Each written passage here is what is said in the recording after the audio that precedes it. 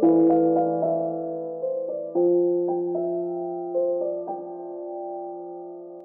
Annie. And I'm Leah.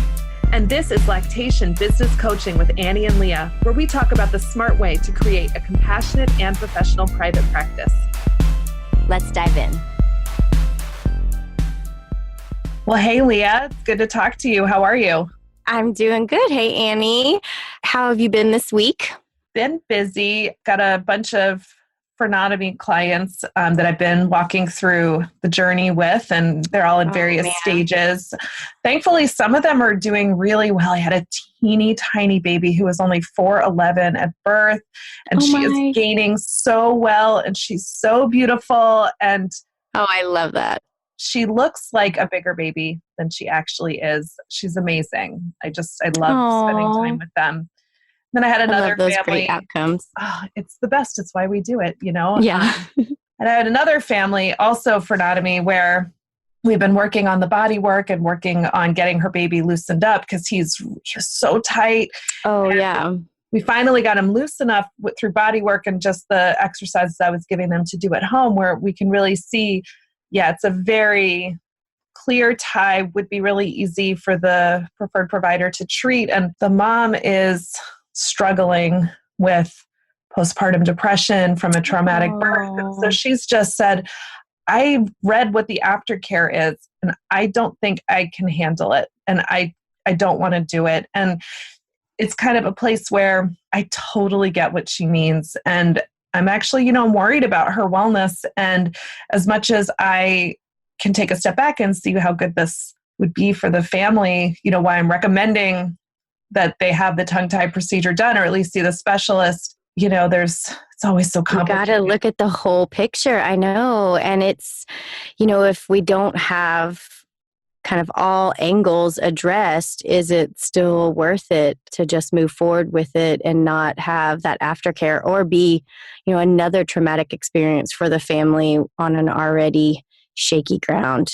It's great that they have you to lean on and to process through that and kind of helping them step through that. I'm sure that's super hard on you to say, I know that this could be helpful, but I also have to consider the full picture. That's a really challenging case. Well, and even just getting to tell you about it is super helpful because being in private practice and it's isolating and it's hard. And sometimes, you're carrying the stuff inside you that you're dealing with your clients. And it's kind of a good segue to what our topic today is about, which is about keeping your skills up to date in private practice, especially when you're a solo practitioner. It can be challenging. So today, our topic is we are going to talk about ways we can boost our skills and stay up to date so that we're providing top-notch care, even when we're the only lactation consultant in our own practices, which is most of us or many of us. I know you're in a group practice, but I'm a solo provider, solo practice. So before we get into the topic for today, though, I know, Leah, you've been cooking up a marketing tip for us. Yes, ma'am.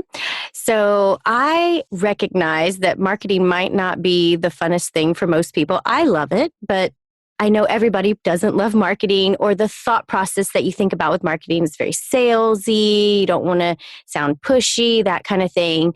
But one important aspect of marketing in a business perspective is to really have a plan to it. So you get consistent exposure into your marketplace, and that's not going to happen on today I feel like marketing, especially if you're have an avoidance to it because it's just not your forte. So I really encourage you to create a plan for your marketing strategy, whether that's, there's so many avenues you can take. And I love the resources that you can find, like with the Small Business Administration. They have different trainings and things, or even just getting some simple marketing books. You can kind of look at the different avenues and coming up with a plan that you can have a strategy to what you're going to do for marketing in your area and then be consistent with your plan. But I definitely think you need to plan or you won't make it happen. And then you won't see the growth that you're really hoping for your private practice. Yeah, I love a good plan. And I also can find it challenging to come up with a plan when I don't have one already. But you're absolutely right. anytime I've put effort into my marketing, I've seen it pay off not just like increase calls, which obviously is what we want. We want to expand our client base, but even just in my own confidence in myself and just feeling like, yeah, okay, I can do this. I do know what I'm doing. I can tell other people. I can tell myself. Yeah. And I think when you do these things that are more quote unquote business like, it makes you really take ownership of this fact that you are running a business, and to sit down and have a marketing plan, a budget, a financial plan, all these different aspects that any traditional business would have. It really helps you to be an owner and take ownership. And the more that you take yourself seriously, the more your market's going to take you seriously, and you're going to stand out amongst those who might just be like, hey, I think I'm going to start a private practice today. Totally. Yeah. And all of that is good for breastfeeding rates in general. Like, absolutely. Everybody else has to raise their game. All of a sudden, we're all providing great care for families, and then more families want to breastfeed, and now there's even more people who want our services. So there's like every reason to get out there and tell the world what your skills are and what you have to offer. Yep. Absolutely. So let's start in on some of our main topic today, which is about kind of the isolating nature of solo private practice and how that might inhibit you expanding your skill set as you move forward. And I really think there's probably some pros and cons to being in solo private practice. I know some friends of mine work in a hospital setting, and they're very driven by, they have protocols for this, protocols for that, things they can say, things they can't say. And they do one-on-one consults with outpatient care, but it's very hard for them because they're driven by these already set up protocols they have to follow. So in some ways, private practice gives you this open book. I mean, you can make it whatever you think it should be. You really have a lot more freedom, but that probably also comes with some cons as well. Yeah. Because when you describe that hospital setting, everything in me goes, I would never be able to handle that. I've always wanted to do my own thing. I really like just creating my own way of doing things. And I don't really like having to do things other people's way. And that's a limitation that I have for sure. And it's not better to be one way or the other. I think that being somebody who knows how to work within a system and change it from the inside, that's an amazing skill to have. And to be able to build something on an institutional level, like those are skills I don't have. It's not a passion of mine. I just want to be out there and make my own decisions. And that's good for me on a personal level. It's my style, but I know I can definitely get locked into my own way of doing things. Yeah. And I don't have the benefit of being able to bounce ideas off of other people. I don't have colleagues. It can be good to have those protocols that you then have to contend with, and they can make you sharper even. Yeah. I was just thinking as you were saying that in those protocols, especially for IBCLCs who are starting out fresh and they haven't had a lot of exposure to different scenarios, those can be great guideposts. And I think when I bring consultants on into my practice, I might share my protocols with them, and then they might from there develop their own strategies and protocols. But I think they can be really helpful. But there is such an isolating nature to what we do, because I think it could almost stunt our growth as practitioners if we're not really seeking out growing your skill set. Because you can kind of just think in your own isolated little world, like, I'm a rock star, I'm doing everything I should be doing. And you don't really know what the rest of the world is doing unless you put your feet in the pool and join everybody else and really say, okay, I'm going to get out there and learn new things, new skills, expand my forte of like issues that I'm an expert in. Those kinds of things I think can maybe not happen if you don't really seek it out as a private practice, LC. Definitely. And for someone like me, where I do feel I do have this individualistic streak or tendency, sometimes seeking out new information can be scary. I have to be real with the fact that a lot of times I don't want to be challenged. I don't want to find out that I've been wrong. And Right. maybe wrong is the wrong word here, but Yeah, definitely not wrong, but you don't know what you don't know until you go out there and find out what you don't know. And then you're like, whoa, okay, well, I've been doing that differently and I could add some new skills now. yeah, growth is scary. It really Have is. to And I leave think, things behind when you're moving forward. And so it can be really easy when you're a solo practitioner just doing your own thing to just stay with what you know and stay with what works and keep saying things the same way. And even just recently, I was at just a conference and ended up staying in a Airbnb with 4 other lactation consultants. And of course, we stayed up all night long talking about our different clinical things that we saw. And it's like, that was even, I got as much out of that as I did out of the conference. right. I get to do that. It was amazing. Yeah. And it's so neat because I think all lactation consultants in private practice, you develop your own kind of approaches and methods and ways to explain things. And I think it's just so valuable to share, even if it's just kind of talking through a case and then kind of bouncing that off of a peer or mentor. So I think one of the main strategies that we can do as private practice is to find a peer group or a mentor that you can come to with more challenging cases, or they're going to come to you with challenging cases. And I think there's just such power in sharing how you approach something and then letting somebody kind of give you feedback. Oh, well, I might have done this, or have you thought about that? I think your learning just goes through the roof when you have that experience. And like you, I love conferences for the content, but so much more for getting to talk shop with other LCs. It's my favorite, and also why I love this podcast. Yeah, I know. It's so much fun. And like, fun is a strange word to use when we're talking about working with people in like very dark moments in their life. But the puzzles that we have to solve, Oh, the yeah. different strategies we come up with. I hear somebody word things in a way I've never heard before. And all of a sudden, I integrate that into how I talk about things. And that's where you do kind of get the real power and pleasure of being on your own and not within an institutional setting, is because I am free. I don't have anybody telling me, don't talk about tongue tie. I think that's like the biggest thing that those of us in private practice hear about the challenges of working The hospital. Yeah. Like, they're not allowed to talk about tongue tie. And I am, and I'm allowed to refer to the provider that I want to refer to. And I picked this provider because I know he does these tongue tie procedures for wellness reasons, not because the insurance will pay for it. And there's just so many things I love about that. And then when I can bring that back to a group of lactation consultants, like other people, my colleagues, and say, I went through this, and then they say, oh, I had something similar. And it's just like we tell the families we work with, go find other people and tell them what you're going through, and then you'll know you're not alone.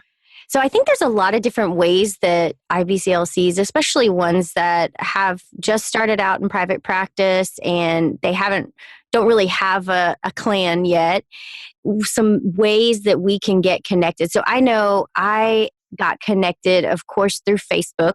I mean, I think that's a huge one. There's so many great groups on Facebook, but I think there's real value in having somebody local that you can sit face to face or phone conversation. I mean, there's just something more than reading about it on a Facebook group, although I think those are really great, especially I know some lactation consultants in private practice are in very isolated areas where they are the only LC. So they might really benefit from tapping into some of the online resources for connecting with your peers.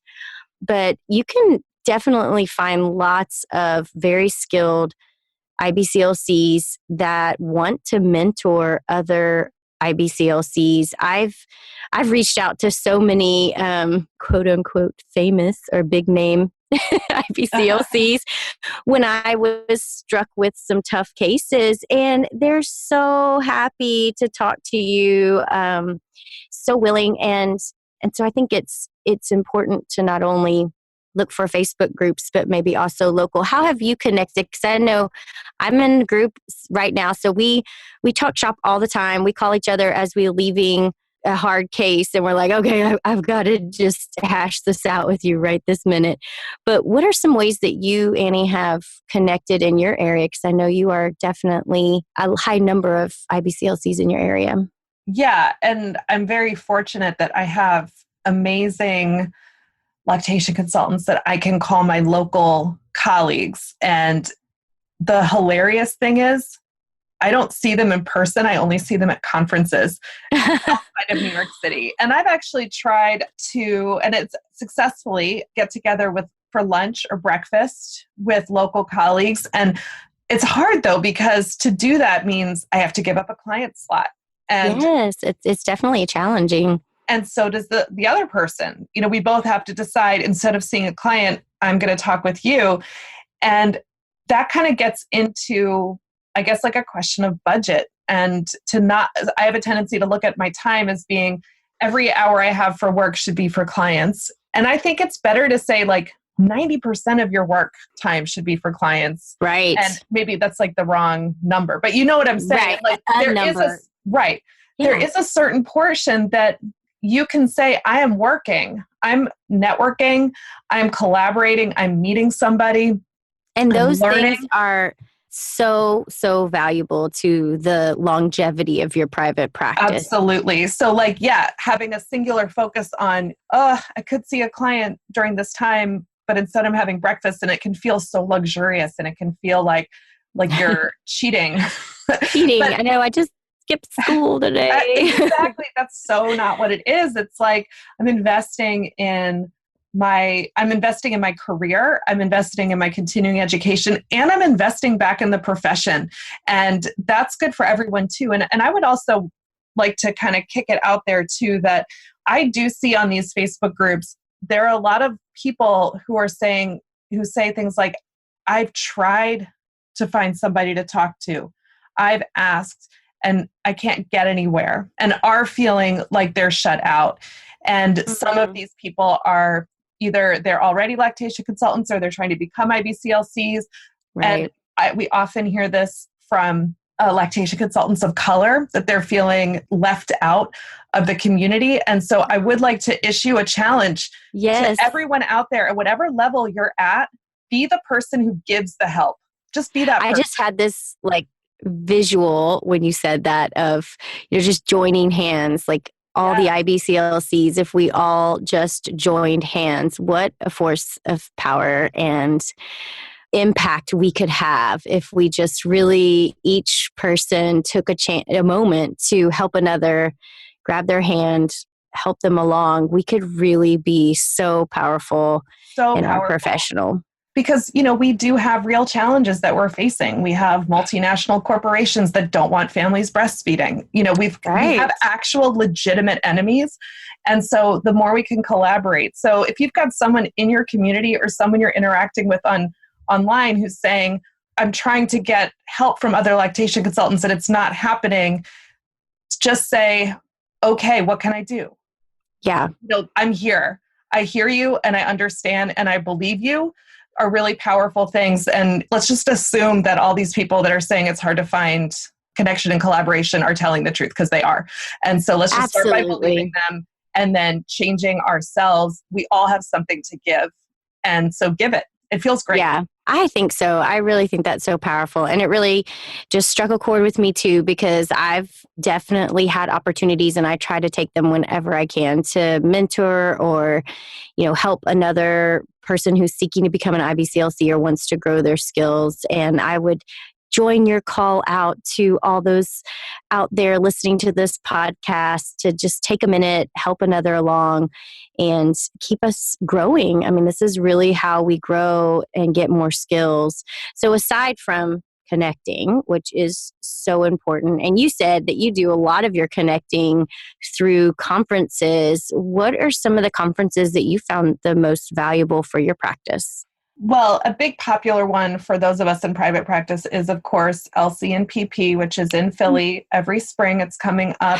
It's my favorite. Yes. It's where Leah and I met in person for the first time, and it's great. It's for us. So you're not going to be hearing anything that has to do with hospital work or policy or public health, all those things that are awesome and amazing. Absolutely. But this is really about like you're a lactation consultant in private practice.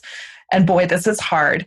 So that's one where I feel like I've grown the most. It's been a place where I've been able to deepen relationship with the people that I do lean on. They're the people who, when things are hard, I text them and they text me back and they give me support. And then I also went to the Ibclc master class, which was exhausting. And that is an intense, 4 days, right? And oh my goodness. Very, very intense. I have taken that one 2 times because you really cannot get it all. I don't feel like I could absorb all that information in the first go round. I was like, I need it one more time, just really solidify this information in my mind, because it was really, really valuable to enhancing hands-on skills, other tools. I really liked that master class. Yeah. New things and the hands-on piece. And so going there, that I was staying with these 4 other people, and we were, decompressing afterwards, and actually spending some time. Some of it was just social, because after 13 hours of training, you're like, I just want to talk about something else. Right. And that's fine. Can we just talk about? Yes. Yeah. But then since then, we've been messaging with each other and saying, oh, I saw this today, and it reminded me of the masterclass, or what do you think about this? And going like specifically to those people who I personally connected with. And I don't know, it's very funny because the whole conference thing can be really stressful if you are not an extrovert. And I know that's like a very, I don't know, a lot of people are like, I'm tired of the introvert extrovert thing. And but it is real. Like so true though. It's so like, I know introverts in my life and they're exhausted from too much contact. So a conference, which is super high intensity, all day contact, you really have to have that decompression time, or you might not even get the full benefit from the conference because it's just overloading the system. And I think that you also need to make sure you're stepping outside of what's comfortable for you, whatever role you find yourself in. So like if you're naturally introverted, you may need to say hi to the person next to you and say, you just be the one to ask the question. Like, what did you think about what they just said? Like start a conversation.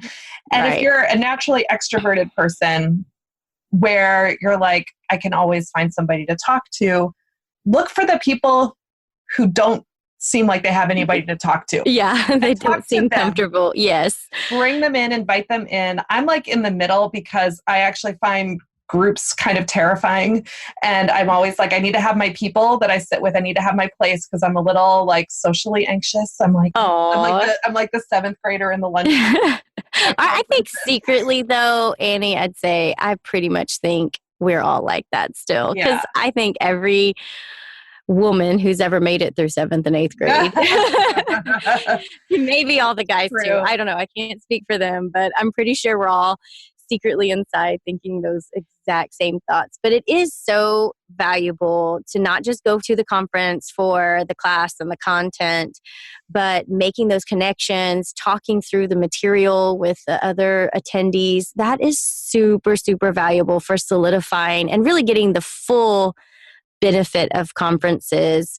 Are there any others that maybe you're looking forward to going to or have found? I know I went to one of the tongue-tied conferences, the IATP conference, and that one was really, really interesting. I got a lot of information out of it, although it was geared towards many different clinicians. So it was a little intense when they got into like this dentistry, and oh my gosh, I had no idea how intense dentistry could be. But it really was so fascinating to see our tiny sliver or piece that fits into that. It was really, really fascinating to sit alongside those dentists and to know that, I'm having impacts in this different part of medicine from the role that I'm playing in these families' lives. That was really interesting. And I also like USLCA. I've never been to ILCA, but I would assume it's very similar. But the USLCA that I went to, I really liked because it had a really broad scope of different things or different types of classes. So everything from maybe something that'd be towards more clinical or more private practice to hospital based to public policy.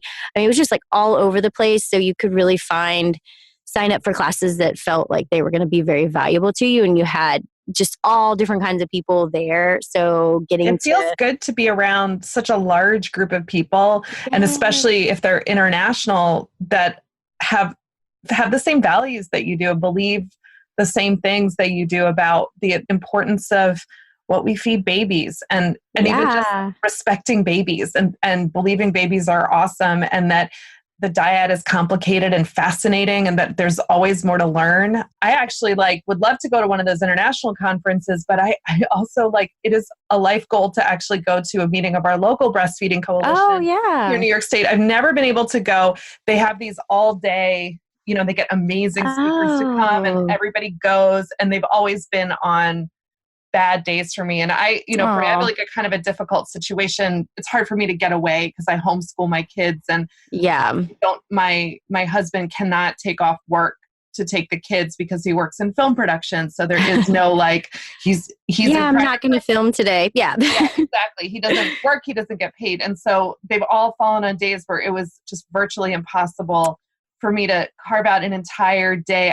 I can't afford the childcare for the whole day. My kids are still young enough that they need a person there. They have, they have activities. That's the biggest thing. I'm if I go to a conference all day, who's going to take them to all their places? I know, who's going to be the taxi driver today? And it took, but for me, when I went to my first LCMPP, it was actually a big deal. It was the first time that I'd really been away from my family and I had to put all these things into place. And I had 6 people helping me with my kids. Wow. And it was so worth it. It was so much work, but it was so worth it that I was I have to do this again. And I had not been prioritizing it. Because I love the online conferences. I can fit those in. I do all of them. You'll see me at every gold they have. I do. Yes, I do the gold special ones. I do the gold perinatal, which is all this stuff for midwives that isn't even for me. And I eat it up. You do it anyway. I know it's really lactation. I love lactation. Yes. I mean, those are great alternatives, the webinars and the conferences that are online for those that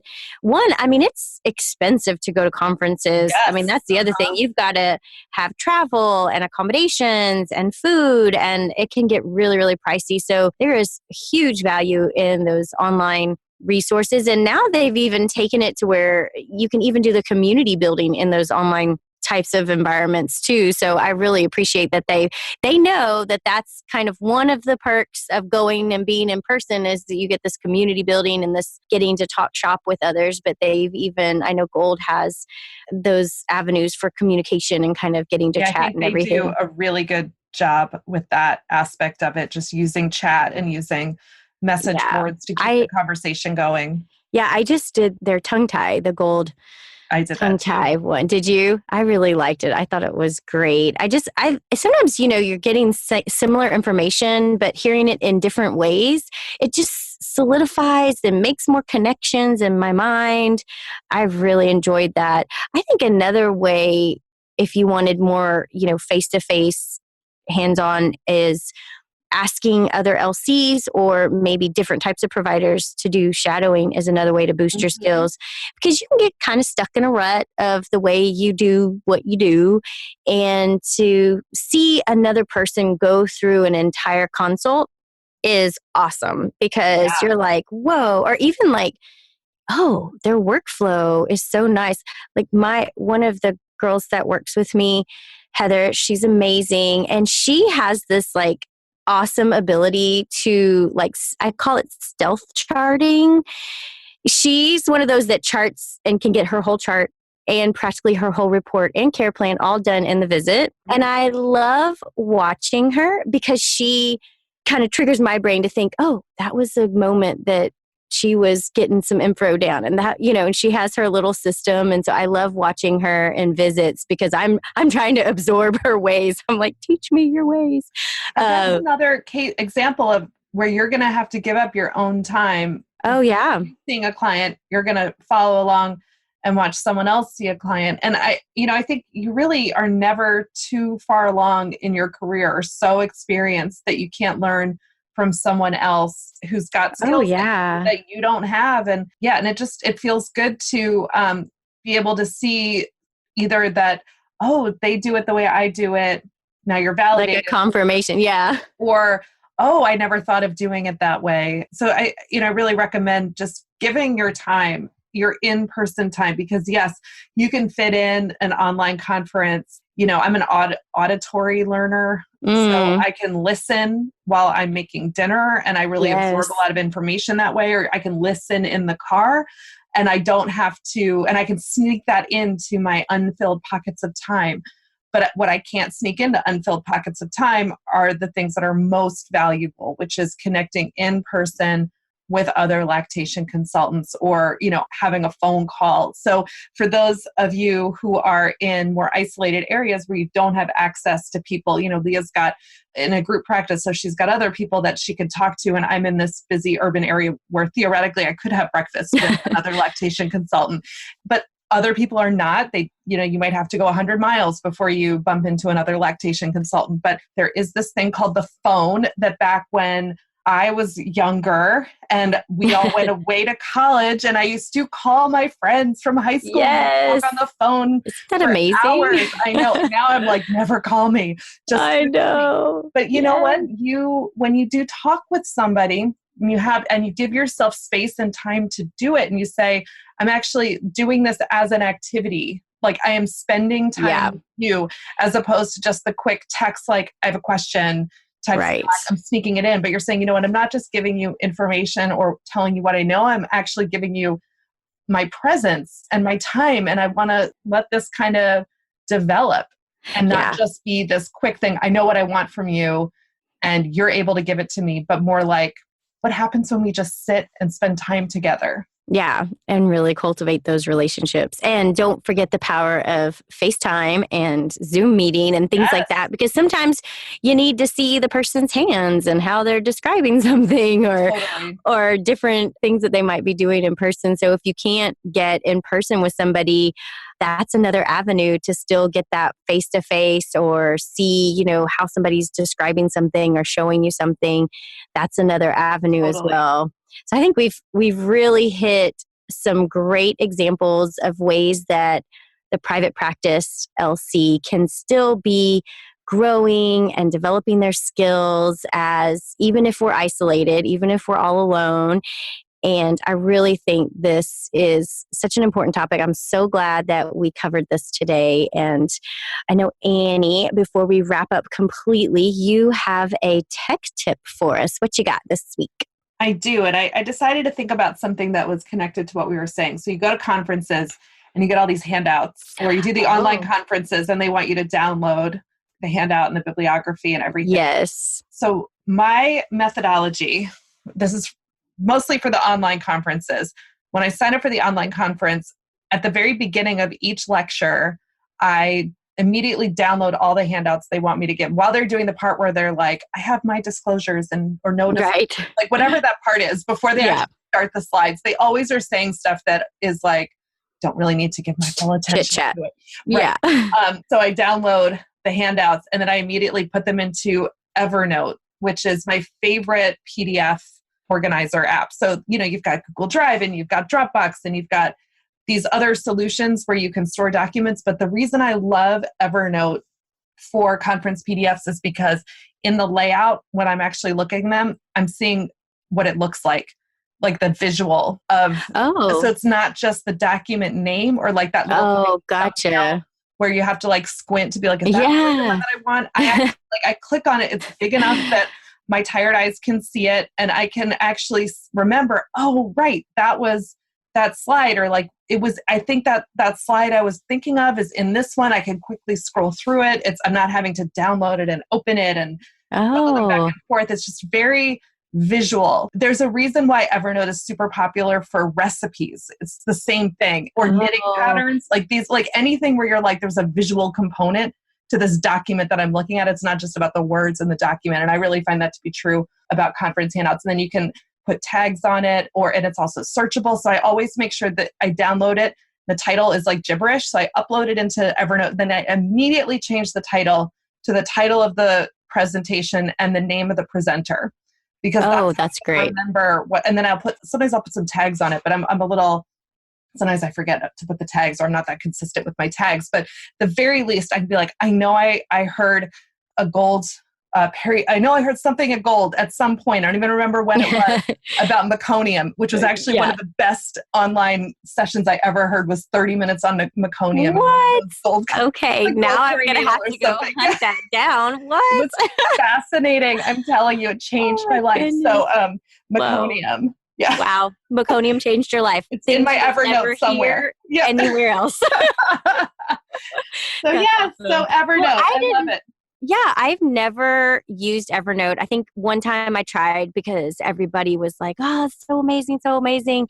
But now you've really triggered me to like maybe want to go look into this, because this is an area, all my conference notes are like in 100 different places. One time I tried, and gosh, I can't even think of the name of it at this exact moment, but where you can like write on the documents. You can download the PDF and then you can write on it, because I got the fancy Apple pen and I thought, I'm going to write notes. And that was kind of interesting because I am a writer, so I do like to write things down, but it still was not very disorganized. So I think this Evernote is... Evernote now you can do annotations and you can actually put like your own notes at the top. On top. Yep. So I did it at the masterclass. I'd have, actually not at the masterclass because they don't give you the PDFs until the whole thing is done. But at LCMPP, they give you the handouts in advance. So I put it into Evernote, and then I was able to, that's where I was typing my notes. And I'm a typer, not a longhand person for notes. I'm not paperless for everything, despite what you might have heard. But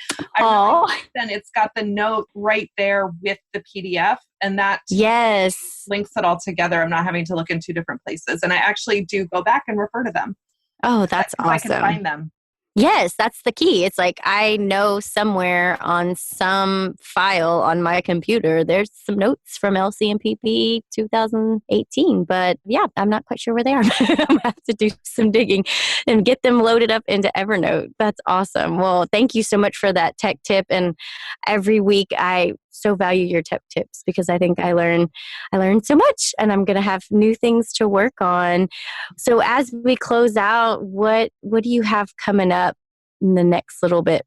Oh my God, I have to get my car inspected. I'm having to give up client time for something. Yes. Oh man. That is not one thing that you want to give up client time for. I know. At least I'm not the one that has to take it in, but it still is it's so just hard to find time when we're always trying to find time. I know I sadly had a car accident about a month ago and finally found out they totaled my car. So I literally have to buy a car by Tuesday, Annie. Oh my gosh. I don't even know how that is going to happen, but somehow between now and Tuesday, I will be the proud owner of a new car. But I hope you're going to get something fancy like a Maserati or a Trans Am, and then I tried our podcast. Right. I tried so hard to convince my husband that I needed something like that, but practical is probably more in line with Houston. Houston is really, really, really spread out.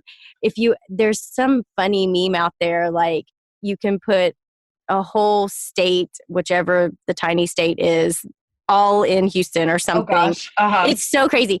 And so I drive so much. And so I have to think really, really practical, which kind of be comfortable too. Yes. But it sucks though, because the cars that I like the way they look are totally not practical on gas mileage. And I'm totally bummed about that. And I keep bringing it up. I'm like, but it looks so nice. And my husband's like, no, you will spend all your money on gas and that's not going to help anything. So get a Subaru. I love my Subaru. Oh, really? A lactation, like I'm such a cliche. I'm like, I'm a lactation consultant in the Subaru. Yes, I'm wearing Birkenstocks and I'm on my way to pick up my CSA as soon as this consult is over to bring back my homeschooled children. So that's so awesome. I love my Subaru. It gets amazing highway mileage, by the way. Yeah. My car that wrecked was a Toyota Highlander. And it was a hybrid, so it got really good gas mileage. So I'm thinking like we researched so much and worked so hard to pick that car out that I'm pretty sure I'm going to end up with the same car, maybe a slightly newer model. But I think that's what we're going to end. Because like I don't have the time to go research anything right now. And certainly not in a few days. So anyway. Well, good luck. I hope it goes really well for you. And I hope you get your car inspected. Thank you. Well, it was so good to talk to you as always. And I really look forward to our next chat. So Absolutely. It's been great chatting, Annie, and I'll talk to you again soon. Talk to you, Leah. Bye. Bye. Thanks for listening to Lactation Business Coaching with Annie and Leah. If you like this podcast, please leave us a rating and review on iTunes, Stitcher, Spotify, wherever you're listening right now. Don't forget to hit that subscribe button so you never miss an episode.